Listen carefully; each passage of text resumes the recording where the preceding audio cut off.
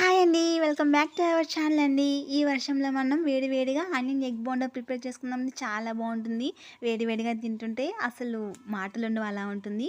First ఇలా ఆనియన్స్ని ఎలా సన్నగా కట్ చేసుకొని, పచ్చిమిర్చి, కర్రీ లీవ్స్, అలాగే శనగపిండి, కొంచెం సాల్ట్, అలాగే కారం, మీకు కారం ఎక్కువగా అంటే ఎక్కువ వేసేసుకోండి. ఇంకా గరం మసాలా, పచ్చిమిర్చి అవన్నీ కూడా ఎక్కువ వేసేసుకొని మీరు ఇంకా స్పైసీగా చేసుకోవచ్చు. నేను పిల్లల కోసమని లైట్గా వేసుకున్నాను.